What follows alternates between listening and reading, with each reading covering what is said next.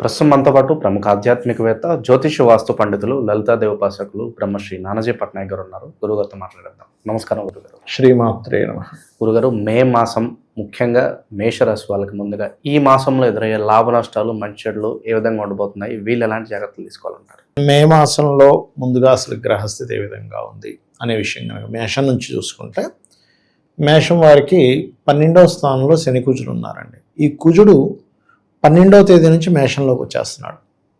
అదేవిధంగా ప్రజెంట్ రవి బుధులు కలిసి ఉంటారు మే మాసంలో. అయితే ఈ మే మాసంలో ఉండేటువంటి రవి బుధులు 15వ తేదీ వరకు 14వ తేదీ వరకు ఉండి 14వ తేదీ నుంచి వృషభంలోకి వెళ్ళడం, మరియు వృషభంలో శుక్రుడు ఉంటూ ఆయన దాదాపుగా 14కి ఆయన కూడా గురువుతో కలిసి ఉండడం, శుక్రుడు కూడా పంచమంలో కేతు, లాభంలో బుధుడు ఉన్నాడు చెప్పాలంటే. సో ఈ గ్రహాల కలయిక. ఇంకోటి ఏంటంటే, ఈ నెలంతా కూడా చంద్రుడు తులారాశి నుంచి మరలా ఒక రౌండ్ మొత్తం 12 రాశులు తిరుగుతాడు.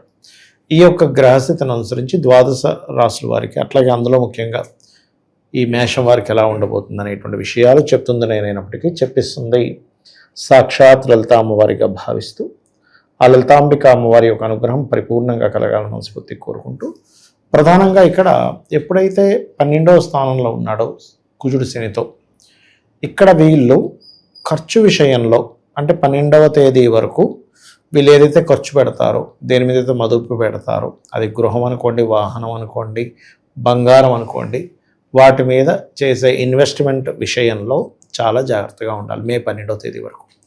మరి రాశిలో మే 14 వరకు రవి బుధులు ఉన్నారుగా, ఇది కొంతవరకు వీళ్ళకి పేరు ప్రఖ్యాతలు, ఒక మెడల్స్ రావడము, పేరు ప్రఖ్యాతలు రావడము, ఇటువంటి వాటిని అన్నింటిని కూడా ఇస్తుంది, అందులో ఎటువంటి సందేహం లేదు. అదే కాకుండా ఇక్కడ కొంత ఈ బుధుడు కూడా ఉన్నాడు కాబట్టి కొంచెం నర్వ్ రిలేటెడ్ ఇష్యూస్ ఉండేవారు మాత్రం కొద్దిగా చూసుకోవాలి. అయితే ఈ 14వ తేదీకి 2 గ్రహాలు మారడం, 12వ తేదీకి రవి కుజుడు రాశిలోకి వస్తున్నందుకు 12 తర్వాత తెలియకుండానే కొంచెం ఉష్ణం పెరగడం మనిషిలో.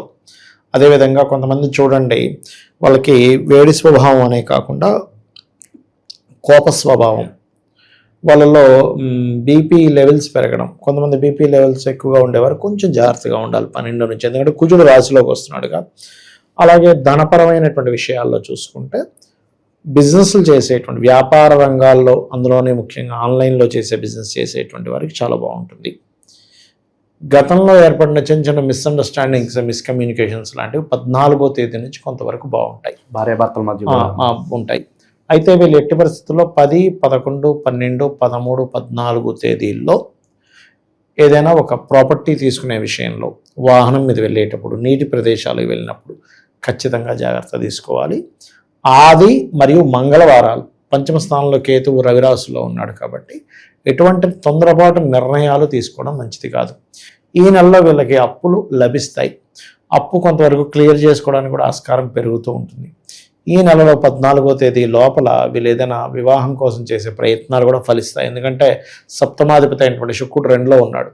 దీనివల్ల కేవలం వివాహం కోసం చేసే ప్రయత్నం ఒకటే ఫలించడమే కాకుండా, వీళ్ళకి పార్ట్నర్స్ మూలంగా లేకపోతే జీవిత భాగస్వామి మూలంగా కొంతవరకు ఆర్థికంగా వచ్చే కొంత సపోర్ట్ వీళ్ళకి లభించడము, ఇటువంటివి ఉంటాయి. కాకపోతే వీళ్ళకి ఏదైతే ఇప్పుడు ఉద్యోగ సంబంధించినటువంటి అంశంలో ఈ దశమాధిపతి 12వ స్థానంలో లగ్నాధిపతితో ఉన్నందుకు, ఉద్యోగం విషయంలో అభివృద్ధి రావాలన్నా, కొత్త ఉద్యోగం రావాలన్నా ఉన్న ప్రదేశంలో కాకుండా వేరే ప్రదేశాలకు కనుక వెళ్తున్నట్లయితే బాగుంటుంది.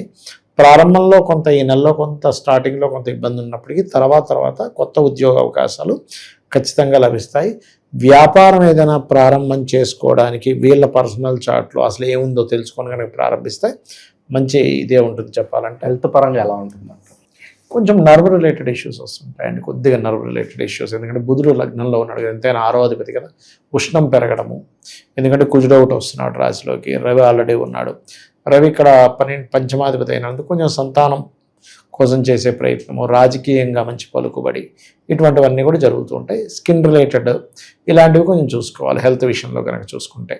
అది పక్క వాళ్ళ సలహాలు తీసుకోవడం అంటే ఒక సజెషన్గా తీసుకుని ముందుకెళ్తే పర్వాలేదు అంటారు, లేదంటే బ్యాక్ ఫైర్ అవుతాయి అంటారు? ఇక్కడ యాక్చువల్గా చెప్పాలంటే, ఇప్పుడుండే కండిషన్లో వీళ్ళ సొంత తెలివి కంటే కూడా వీళ్ళని మంచి తోవలో వీళ్ళు నడిపిస్తారనే నమ్మకస్తుల్లో ఈ యొక్క నిర్ణయం తీసుకోవడమే మంచిది. ఎందుకంటే పంచమంలో కేతు ఉన్నాడు కదా, కేతు ఉన్నప్పుడు ఏమవుతుందంటే చిత్ర విచిత్ర గ్రహము, మ్యాజికల్ ప్లానెట్ అంటారు కేతువుని.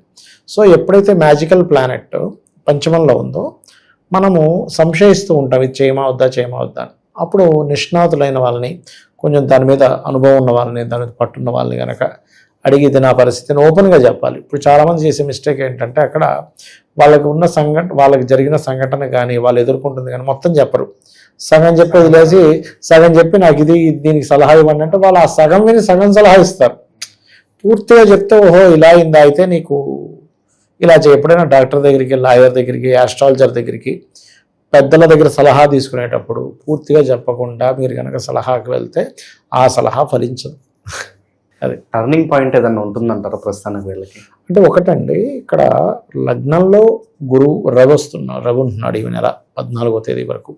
సో మొదటి 2 వారాలు రవి యొక్క ప్రభావం పాజిటివ్గా ఉంది. తర్వాత మొదటి 2 వారాలు శుక్రుడు యొక్క పాజిటివ్నెస్ బాగుంది. కాబట్టి నన్ను అడిగితే కొంచెం ధనపరంగాను, కీర్తిపరంగాను ఈ నెల కొంత బాగుంది, అందులో ఎటువంటి సందేహం లేదు.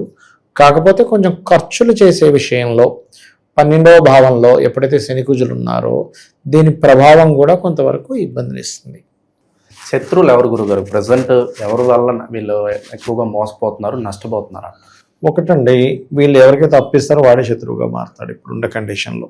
ఎందుకంటే బుధుడు లగ్నంలో ఉన్నాడుగా ఈ మాసంలో, పర్టికులర్గా మీకు 14వ తేదీ వరకు. సో 14వ తేదీ వరకు అప్పు ఇవ్వడం, అప్పిచ్చి వాడి ద్వారా మనం ఏదో ఇన్వెస్ట్మెంట్ ఇన్వెస్ట్మెంట్ చేయడం వల్ల కొంత శత్రుత్వాలు, ఉద్యోగంలో కొలిక్కే ఇప్పటివరకు స్నేహంగా ఉన్నాడేంటి, ఇప్పుడు ఇలా ప్రవర్తిస్తున్నాడేంటి అనేటువంటివి కొన్ని అనుభవాలు వీళ్ళకి ఎదురవుతూ ఉంటాయి. స్టూడెంట్ పర్సెంట్ అంటారు. స్టూడెంట్స్ అయితే ముఖ్యంగా వీళ్ళు కోర్సెస్ తీసుకునే విషయంలో 10 నుంచి 15వ తేదీ వరకు కొంత జాగ్రత్తగా ఉండాలి. ఆ సమయాల్లో ప్రయాణం చేసేటప్పుడు, వాహనం మీద వెళ్ళేటప్పుడు కొన్ని అపోహలకు పోయి కొన్ని తప్పుడు దారులు పడుతూ ఉంటారు. అదొక ముఖ్యంగా వ్యసనాల బారిన పడే ఛాన్సెస్ ఉంటుంది 10 నుంచి 15వ తేదీ మధ్యలో. ఈ సమయంలో కొంత జాగ్రత్తగా ఉండాలి. ప్రస్తుతానికి ఎలాంటి పరిహారాలు చేసుకోవడం ద్వారా విశేషంగా వీళ్ళకి కలిసి వస్తుంది? తప్పకుండా అండి. ఇక్కడ మొట్టమొదటిగా నేను చెప్పేది ఒకటే, గణపతిని, సూర్య భగవాను ఎక్కువ ఆరాధిస్తూ ఉండాలి. ఇంకొకటి ఏంటంటే ఉలవలు దానంగా ఇవ్వడం, పెసలు దానంగా ఇవ్వడం చేస్తుంటే ఎటువంటి హెల్త్ ఇష్యూస్ రావు. ప్రధానంగా వీళ్ళకి కొంచెం మిస్కమ్యూనికేషన్స్ అవుతున్నాయి అన్నప్పుడు ఓం కర్పూర వీటికామోద సమాకర్ష దిగంతరాయ నమః అనే మంత్రం చేసుకోవడం ఉత్తమము. ఓకే గురుగారు, అలాగే వృత్తిపరంగా ఎంత చేసినా కూడా మాకు ఉద్యోగంలో పెద్దగా డెవలప్మెంట్ ఉండట్లేదు, జీతం పెరగట్లేదు, ఎంతో కాలంగా ఇలాగే ఉంటున్నాము అని అనుకునే వాళ్ళు ఉంటారు. మరి వాళ్ళు ఒక్కసారిగా వృత్తిపరంగా వాళ్ళకి డెవలప్మెంట్ చెందాలంటే ఏం చేస్తే బాగుంటుంది?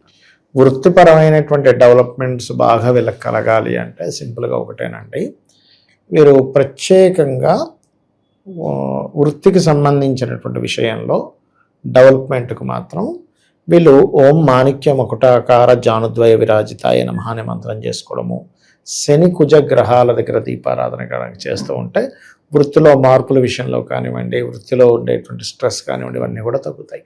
మంచి విశ్లేషణ అందించారు. ధన్యవాదాలు. శ్రీమాత్రే నమః.